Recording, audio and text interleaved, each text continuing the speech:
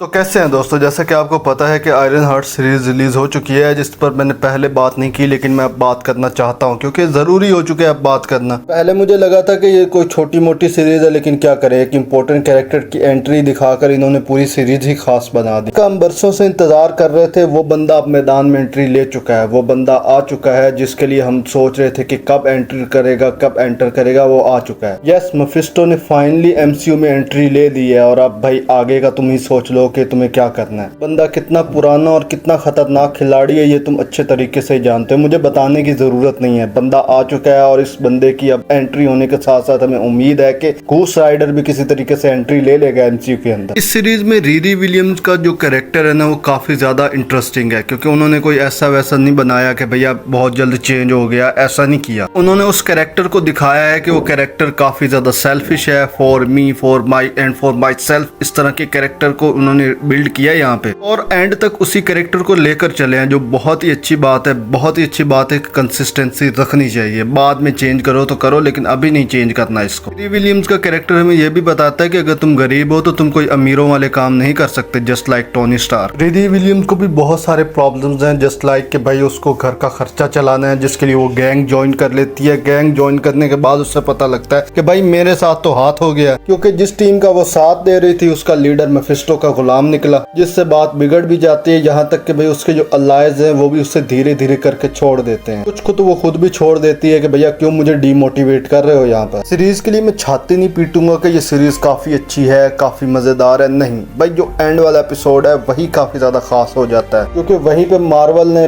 खिचड़ी को पुलाव बना के पेश किया है। जिस तरह मेफिस्टो की एंट्री दिखाई जाती है ना सीरीज के अंदर, वो काफी ज्यादा अमेजिंग होता है, क्योंकि बंदे का पता चलता है कि बंदा आ रहा है, बंदे का ये भी पता चलता है कि बंदा किस तरह मैनिपुलेट कर रहा है। जहाँ तक पता चल जाता है कि बंदा किस तरह रीरी विलियम्स तक को मैनिपुलेट कर चुका है। तो यार इस बंदे की एंट्री जरूरी भी थी, क्योंकि डॉक्टर डूम को भी तो आगे स्टैब्लिश करना है, और किस तरह करेंगे वो इससे भिड़वा कर करेंगे। यहाँ पर एक चीज माननी पड़ेगी कि उन्होंने मेफिस्टो को जिस तरह दिखाना था उस तरह दिखाया है, और वो एक अच्छी भी बात है क्योंकि मेफिस्टो इस तरह की एंट्री डिजर्व करता है। भाई वो मेफिस्टो है, तुम्हारे घर का कोई लौंडा लपाड़ा नहीं जिसको तुम जैसे मर्जी इंट्रोड्यूस करवाओगे। बंदे ने अपनी हेल बना के रखी है जहाँ पे वो लोगों को टॉर्चर करता है, तो तुम्हारा क्या ख्याल है कि वो छोटा मोटा बंदा होगा? यहाँ तक कि जो रीरी विलियम्स के साथ हो रहा होता है वो इस बात को साबित कर देता है कि वो वही कर रहा है। मतलब उसका जो वो AI का खराब होना, उसके दिल में जो यादें होना अपने दोस्त की, वो सब की सब खुद मेफिस्टो कर रहा था। मेफिस्टो फिर रीरी विलियम्स को इस बात पर फोर्स करता है कि भाई तू मेरे साथ डील कर ले, बदले में तुझे जो चाहिए मैं तुझे दूंगा, और उसके बाद वो डील करती है और अपनी दोस्त को जिंदा कर लेती है। बजाय AI में देखने के उसको रियल में देखने लगती है और रियल में ही उसको ले लेती है। ऐसा समझ लो कि वो जिंदा हो चुकी है। लेकिन जैसा कि तुम जानते हो कि मेफिस्टो के साथ डील काफी ज्यादा महंगी पड़ी है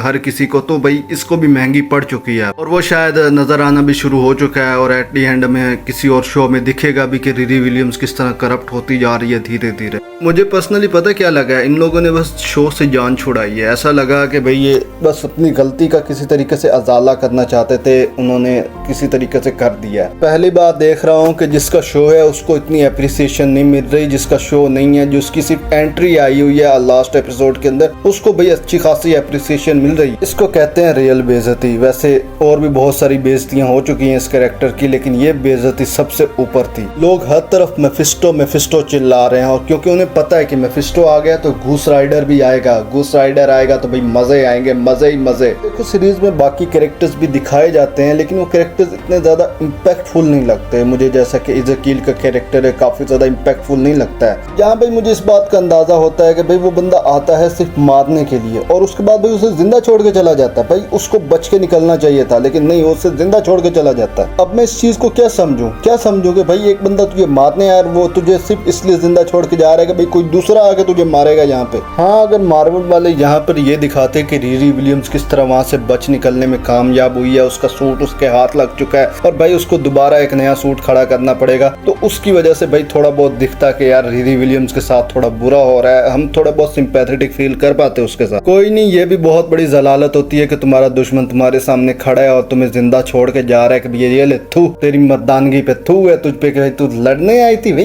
ये लड़ाई की है तूने, और फिर वो ये कह दे कि भैया नहीं लड़ता मैं तुझसे, देख तेरी शक्ल ऐसी है भाई, मैं नहीं लड़ता तुझसे। बाय द वे शो मुझे ठीक ठाक ही लगा, पसंद आया, लेकिन हाँ एक बात जरूर है कि मैं ये कहना चाहूंगा कि इन्होंने रीरी विलियम्स के कैरेक्टर के साथ कुछ ज्यादा एग्जैजरेशन नहीं की है कि एक वक्त में वो अच्छा है, एक वक्त में काफी ज्यादा बुरा बन चुका है, फिर वो अच्छा बन गया, इस तरह का सीन नहीं किया। उसमें कंसिस्टेंसी रखी है, जो बहुत ही अच्छी बात है। बाकी तुम्हारी क्या ओपिनियन है इसके बारे में, अपनी राय कमेंट सेक्शन में दे सकते हो। अगर वीडियो अच्छी लगी हो तो चैनल को सब्सक्राइब करो, वीडियो को लाइक करो और शेयर